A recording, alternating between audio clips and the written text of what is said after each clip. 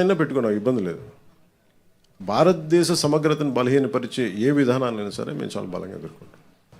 అది వ్యక్తి చేయనివ్వండి, అంతేగాని వ్యక్తులు చేసే కొద్దిమంది వ్యక్తులు చేసేదాన్ని మేము అలాగే సమాధానం చెప్తాం. దీనికి ప్రత్యేకించి నాకు తెలంగాణ మీద అపారమైన ప్రేమ, నాకు తెలంగాణ మీద. అంతేగాని దానికి నేను అది కూడా చెప్పాను కదా, మేము ఇక్కడ 10 సంవత్సరాలు కష్టపడితే ఈ రోజున ఇంతమంది ఎమ్మెల్యేలు వచ్చాం. అలాంటిది చెప్పాను, మా వాళ్ళు పని చేస్తారని చెప్పాను తెలంగాణ కోసం. దాని అంతమించి సార్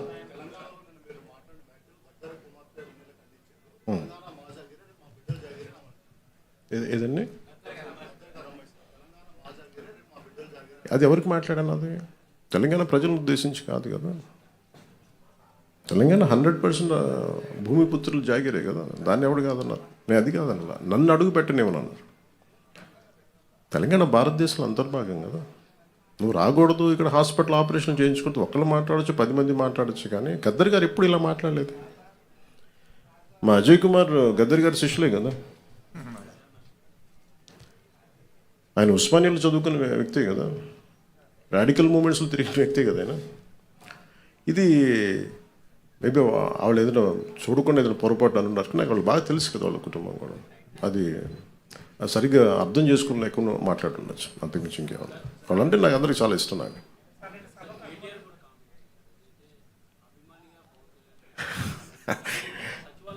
కేటీఆర్ గారు నాకు చాలా మంచి బ్రదర్ కైండ్ రిలేషన్షిప్. మా ఇద్దరికి అనేక సందర్భాల్లో కలిసాం. మా ఇద్దరికి చాలా పరస్పర ఇష్టాలు ఉన్నాయి.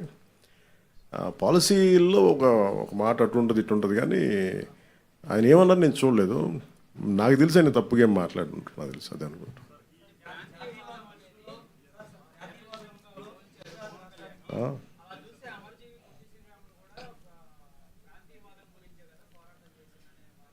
అంటే మనం ప్రత్యేక రాష్ట్రం కోరుకోవటం వేరు, ప్రత్యేక రాష్ట్రం కోరుకోవటం వేరు. ఇప్పుడు అమర్జీ పొట్టి శ్రీరాములు గారు ప్రత్యేక రాష్ట్రం కోరుకున్నారు, తెలుగు ప్రజలు కావచ్చు, ఆంధ్ర ప్రాంత ప్రజలు కావచ్చు. దాన్ని ఆయన త్యాగం చేశారు అంతే. ఆయన కూర్చోబెట్టి గొడవ పెట్టలేదు. తెలుగు వాళ్ళందరికీ రాష్ట్రం కావాలని కోరుకోవటం వేరు, కానీ ఎక్కడ మిగతా వాళ్ళు రాకూడదు, అసలు అలాంటి దూషణ ఎక్కడ చేయలేదు. ఇది నేను అంటుంది ఏంటంటే, ఇట్స్ నాట్ అబౌట్ ఒక తెలంగాణ గురించో ఒక ఆంధ్ర గురించో కాదు. మీరు వెళ్ళే కొద్దీ విభజించుకుంటా వెళ్ళిపోతే, ఈ విభజన ఒక భూమికి మీరు సరిహద్దు వేయగలరు, కానీ మనసుల్లో వేసే ఈ విభజన, ఈ వేర్పాటు చాలా కనిపించు, చాలా లోతుకి వెళ్ళిపోతాయి. భవిష్యత్తులో మనం అద్భుతమైన అభివృద్ధి ఇవ్వలేకపోవచ్చు, కానీ కనీసం మన కనీస ధర్మం ద్వేషం ఇవ్వైతే ఇవ్వకూడదు కదా సమాజానికి. అంతకుమించి తప్ప అంటే ఆయన్ని కూడా నాకు తెలిసి ఆయన ఒక రైట్ పర్స్పెక్టివ్లో అని ఉంటారు, కానీ ఒకసారి నాకు పూర్తి నేను చెప్పింది చూస్తుంటే నాకు అలా ఉండేది కాదేమో. అది మేము ఎప్పుడన్నా కూర్చున్నప్పుడు సరదాగా మేము మాట్లాడుకుంటాం, దట్స్ నాట్ ఎట్ ఆల్ విషయం.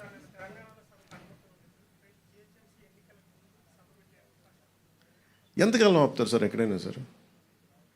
ఇప్పుడు ఇలా అయితే మీరు నాకు తెలిసి తెలంగాణ అంతా కూర్చోబెట్టి, తెలంగాణ నిజంగా చెప్పాలంటే తెలంగాణ పోరాట స్ఫూర్తి చాలా ఎక్కువ. ఇప్పుడు నేను కూర్చోబెట్టి ఇక్కడున్న మా నాయకులు ఎవరు పోటీ చేయట్లేదు కదా, ఇక్కడున్న ఆంధ్ర నాయకులు ఎవరు ఎక్కడ వెళ్ళట్లేదు. అక్కడ కూర్చున్నది పూర్తి తెలంగాణ బోర్న్ అండ్ బ్రాట్, అది పూర్తి నేలబిడ్డలు, అక్కడ భూమిపుత్రులు. వాళ్ళు పోటీ చేస్తారంటే ఆపేది ఎవరండి? వాళ్ళు సభ పెట్టుకుంటారంటే ఆపేది ఎవరు? ఎంతకాలం ఆపగలరు? ఇజ్ ఇట్ యాంటీ కాన్స్టిట్యూషనల్ కదా. ఈవెన్ తెలంగాణ పోలీసు కూడా అదే చెప్తారు కదా, ఒకరోజు ఆపగలరు, 2 రోజులు ఆపగలరు, కానీ అన్నా తెలుసు ఎక్కడ ఆప్ చేయలేదు, జరగదు కూడా. అది ఉన్న ఏదో ఒక మేబీ ఆ సందర్భం నాకు తెలిసి ఒక్కళ్ళు కూర్చొని చేసింది కాదు, ఏదో అది చిలికి గాలి వల్ల అయింది అనుకుంటున్నాను. అంతకుమించి నిజంగా చెప్పాలంటే నేను అడిగారు మన ఛానల్లో కూడా, మన కొంతమంది జర్నలిస్ట్ సోదరులు కూడా అడిగారు, ఏదైనా కాన్స్పిరసీ ఉంటుంది అంటే. ఏముంటుంది కాన్స్పిరసీ? ఏదో ఒకళ్ళు కూర్చోబెట్టి మాట్లాడి కాకపోతే దేనికి తక్కువ అంటుకుంటుందంటే, మన దేశంలో బతకడం మన హక్కు కదా. మన హక్కుని ఇప్పుడు నేను కూర్చోబెట్టి ఈరోజు ఆర్టికల్ 370 రద్దంటే, నువ్వు కూర్చోబెట్టి కాశ్మీరీ పండితులు మీరు ఇక్కడి నుంచి వెళ్ళిపోండి అంటే, అవన్నీ ఎటు తిరిగినాయి, ఎటు వచ్చినాయి? అలాంటి కొద్దిమంది మాట్లాడటం దేశానికి శ్రేయస్కరం కాదు. నాకేదో జరుగుద్దని కాదు, నాకేం జరుగుద్ది, నాకు దాని గురించి అసలు ఇబ్బంది లేదు. ద్వేషం, విద్వేషాలకి ద్వేషాలకే ఒక ముగింపు పలకాలనే కదండి. విద్యార్థులు ఏం ద్వేషం ఉంటుంది, యువతులు ఏం ద్వేషం ఉంటుంది. ఇప్పుడు ఇందాక కలిసినప్పుడు వాళ్ళు కూర్చోబెట్టి ఇద్దరు భార్యాభర్తలు, ఇద్దరు ఒకళ్ళు నల్గొండ నుంచి, ఇంకొకళ్ళు ఇక్కడే మన గుంటూరు నుంచి. సంబంధ బాంధవ్యాలు ఉంటాయి, వ్యాపారాలు. నేను అది కూడా చెప్పాను. ఆంధ్రాకి వచ్చి ఎంతమంది 2014 నుంచి 24 దాకా, ఇప్పుడు నాకు తెలియదు కానీ నా కాంట్రాక్ట్స్ నేను చూడను, కానీ 14 నుంచి 24 దాకా ఎంతమంది తెలంగాణ కాంట్రాక్టర్స్ ఇక్కడ కాంట్రాక్టులు తీసుకున్నారు? అలాగే తెలంగాణలో ఎంతమంది ఆంధ్ర కాంట్రాక్టర్స్ అక్కడ కాంట్రాక్టులు చేశారు? నేనేమంటున్నానంటే ఇవన్నీ మీరు జరుగుతున్నప్పుడు ప్రజల మధ్య ద్వేషం దేనికని? అవి తీసుకురాకుండా అది ఒక కైండ్ ఆఫ్ రిక్వెస్ట్ అది. సార్ నాకు నిజంగా తెలియదు సార్. ప్రాబ్లం నేను నిజంగా చెప్తాను కదా, నాకు మా వాళ్ళు పోరు పెడితే వెళ్ళాను సార్. నేను మా వాళ్ళు 12 సంవత్సరాల నుంచి అడుగుతున్నారు.